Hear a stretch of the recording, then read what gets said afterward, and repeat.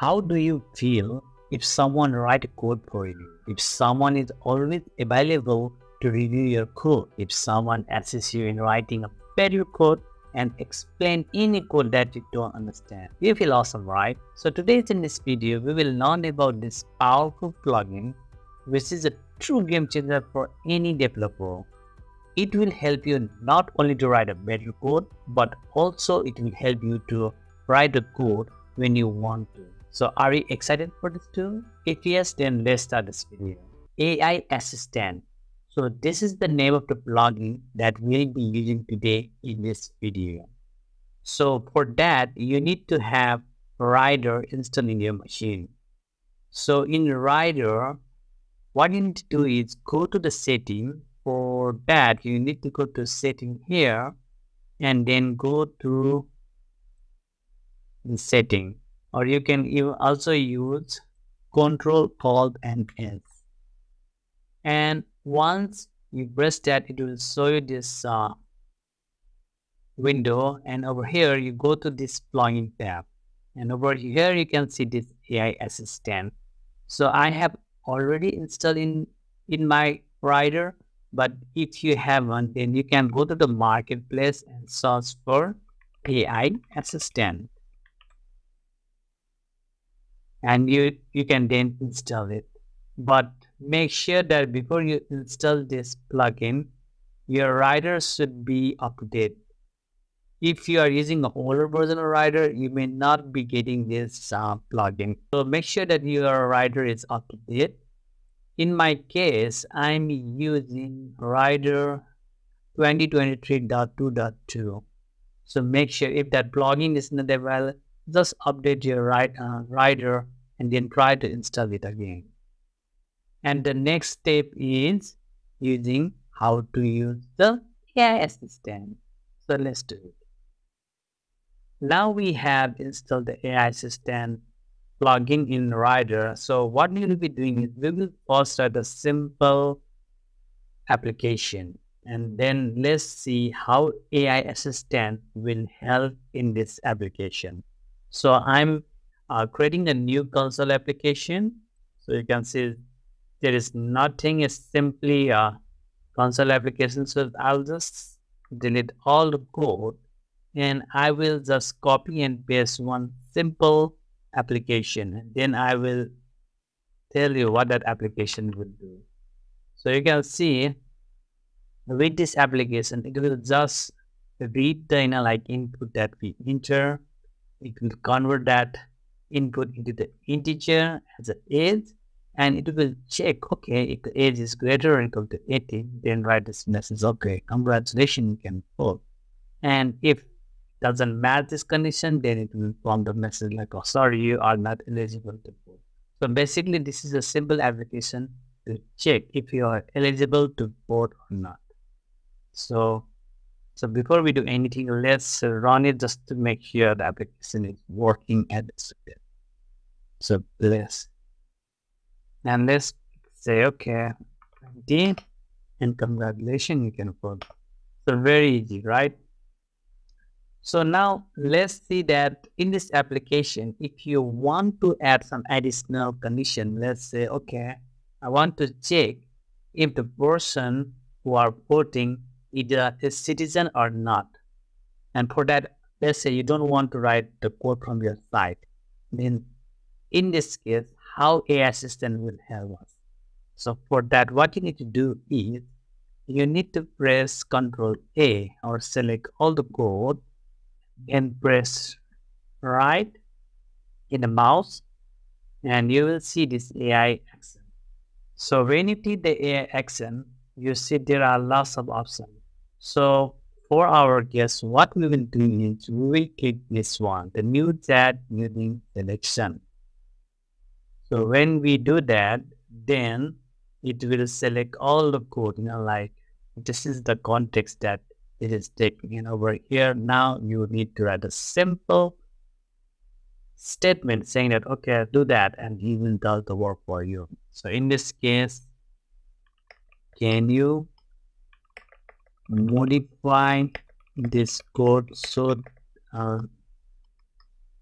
to check if the person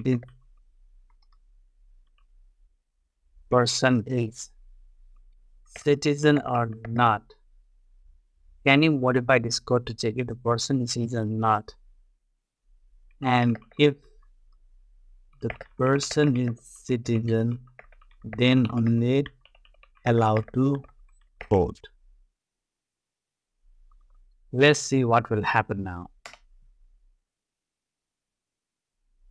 Now the AI assistant is reading your instruction, and based on your instruction, it has now modified your code. So over here you can see after age is greater than 18, he's checking is it citizenship, and if it's a citizen, yes, then only it's aligned same promptly with this, then okay, you can vote. So what you can do is now you can just press this button, copy to clipboard, and replace that code with this one. Now if you run this program again, let's see what will happen. Now in this case, let's press 20. And it asks, are you a citizen? If I say no, then say, sorry, only citizens are eligible to vote, and the program finishes. Now let's say that you want to continue this program so that you can test for for 2-3 guesses. Then what you can do, again in this case, what you can do is go back to your AI assistant over here, and you can say, can you modify this program so that it will keep running and will exit the program when the user exit. Yes. Now let's see what will happen. And again, the AI assistant will read your instruction, like you can see here. So for that, we need to do something like that. So he's doing the work. So he added the while condition within the code to keep the code in loop. So over here you can also see in this code the command will execute in the loop until the user exit. So again, you can just copy the code from here and replace. And if you now run the program again, see what will happen. Enter the age or type exit to quit. And if in this case I say 11, sorry, you're not 10. And the program didn't quit. It again return and say enter your age or type exit. 18, are you a citizen? Yes, congratulations. And again it run the program. So up to here you can see we are not writing any code from outside. The AI is writing code for us, right? And it's interesting. Now let's try something else. So let's say that we want to write all this code in a separate class instead of writing that in the program.cs. So in this case again, select all the code, AI assistant, new chat, and let's tell the AI assistant that, okay, can you move this code into, let's say, voting service to CS so that I can execute that program using that class to program.cs. Now let's see what will happen. And he has picked up my line and say absolutely. And let's see what he has done. So you can see he has now printed a voting service class, and he has created a method run voting process. And he even mentioned that in the program.cs, which is over here, you just need to initialize the service and call this method. So easy. So again, what you can do is you can copy, and let's say you create new class, and let's call this class and class, and let's call this class voting service.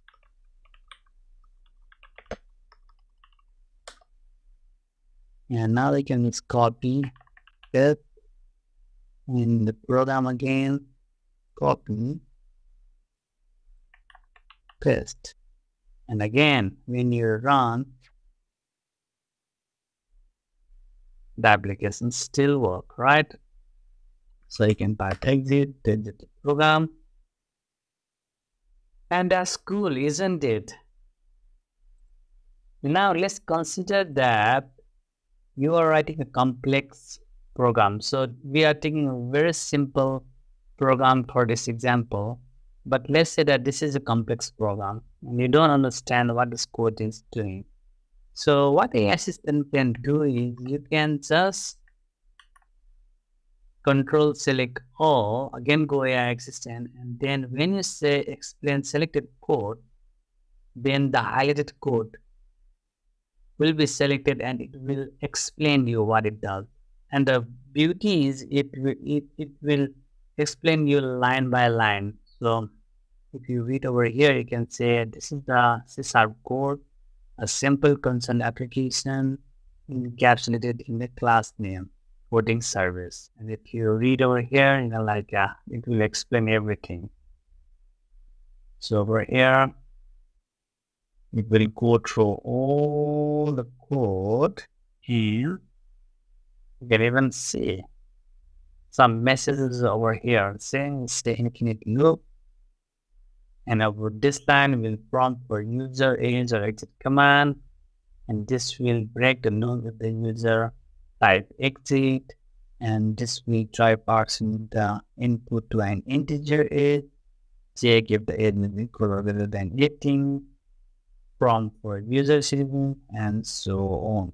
So in short, that explain the selected code is very useful, way to, to understand what the code is doing, right? So this is very interesting. Now let's try something else. Now let's see that for this program, if you want to write a unit test for this functionality, then let's select that one again. When you go over assistant, you set for selection, and let's say, can you write a simple unit test to test this function? And press enter, and let's see what it does. So it will again read the selected code, and then it will give you a suggestion what you need to do to write a unit test. So over here, the function you have posted has interaction with the console. Let's good candidate for unit testing. So with that, the code should be refactored to separate the logic and display. This means he is suggesting that we need to do some refactoring in the code first. So over here, you can see he has created a class called voting rider, and he has this method check eligibility to vote and passing the age and citizen flag, and then he's doing some checking. And if you scroll down, he has now created the unit test class, and over here now he's testing with different data okay, age 19, is citizen yes, then expected is this message. Same with 20, if citizen is no, then it should say sorry. So over here you can see it has just helped you to refactor your code, and also it has helped you to to write a unit test for you. Now for unit test, we will not be creating a new project and write this code. You can do it by yourself because now you have got the general idea that how it will work. But if you are still not sure about the unit testing, I have created a separate video regarding unit testing, so you can go and watch that video. I will also put the link about that video in the description so that you can check that video to learn about the unit testing.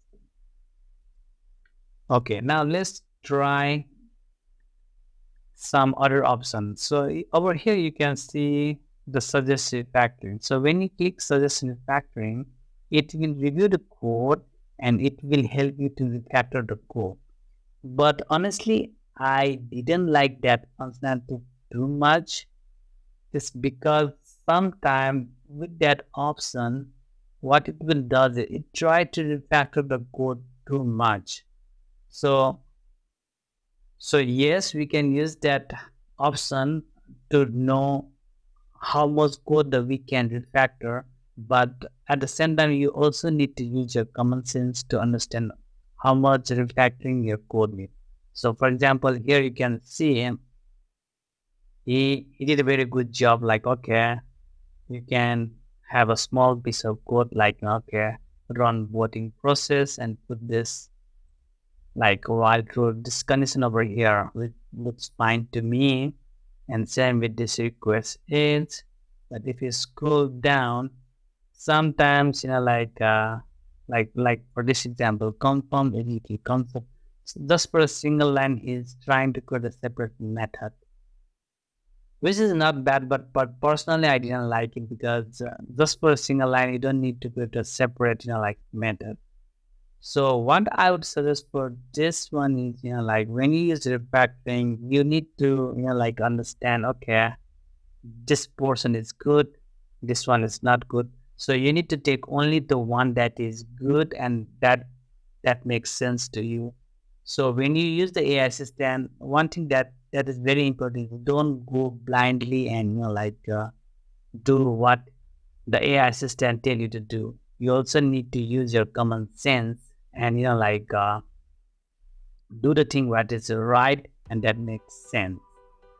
I hope you learned something today with this new tool.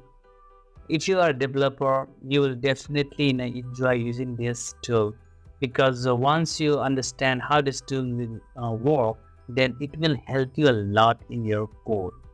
Because most of the time, like you want your code to be reviewed and you need to depend on other developer. But with that tool, you can ask the tool to, to review your code. And if you need any suggestion, you can even ask it. So that tool is a game changer for you. So you have to widely use it. And if you like this video, please don't forget to like this video, share this video with your friend. And if you find anything that is very interesting with this tool, you can always comment on this video so that I can also learn from your side. And lastly, please don't forget to subscribe my channel. It means a lot to me. Thank you so much for your time, and I will see you soon in my next video. Bye.